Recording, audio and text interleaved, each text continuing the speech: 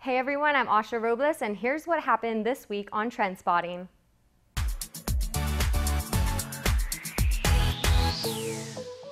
A mistrial has been declared in the case involving former Guam police colonel Mark Charfaurous. Defense counsel filed the motion on Wednesday after GPD officer Craig Calvo testified that he had reason to believe the ex-colonel was affiliated with the Agate Bloodtown gang. However, prosecutor Peter Santos told the court it's not illegal in Guam to be in a gang and argued against the motion for mistrial. Defense questioned why the gang issue was ever brought in the first place. The prosecution advised the court that jurors should be given specific instructions regarding what Officer Calvo stated on the stand about Charfaurous. Charfaurous was on trial for misdemeanor obstructing governmental functions and official misconduct charges. The allegations surfaced after he was seen on police body camera video yelling at junior officers responding to a call of fireworks in Agate back in 2016. Charfaurous and his attorney declined to comment following the court's decision. The prosecution said it respected the court's decision and will be reviewing its next step. The mistrial, however, does not mean the charges against Charfaurous have been thrown out. Here's what some had to say.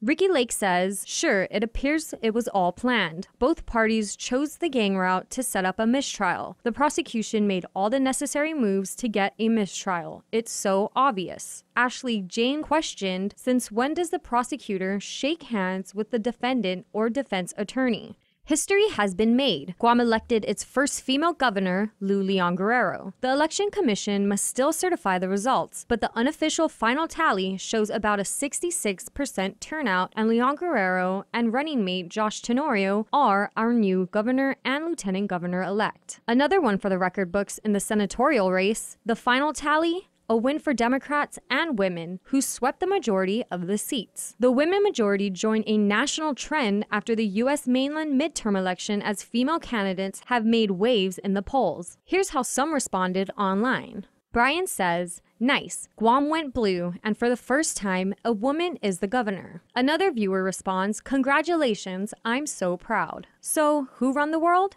In Guam's 2018 general election, women.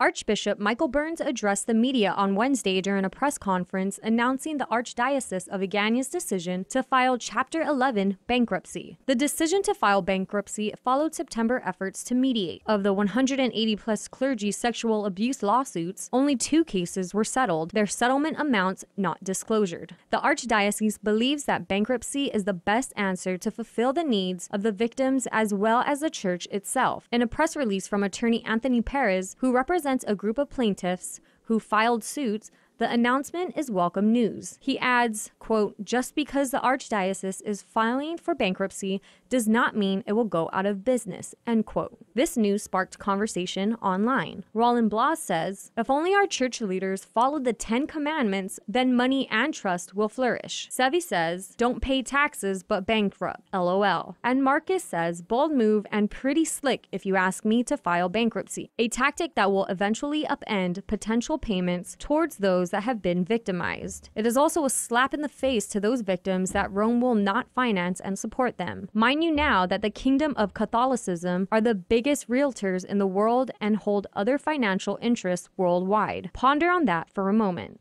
Congratulations to Mackenzie Manglotnia and her Benson Bruins 8 and under youth football team for winning the Green Conference Championship title over the Titans 7-0. Former JFK Islanders player Mason Manglotnia served as assistant coach and is Mackenzie's older brother. Maddox Manglotnia played on the 12 and under team and finished the regular season with a 7-1 record. The Bruins defeated the Lancers of Washington in the championship game 33-23. Congratulations, and here's how many of our viewers on Instagram responded.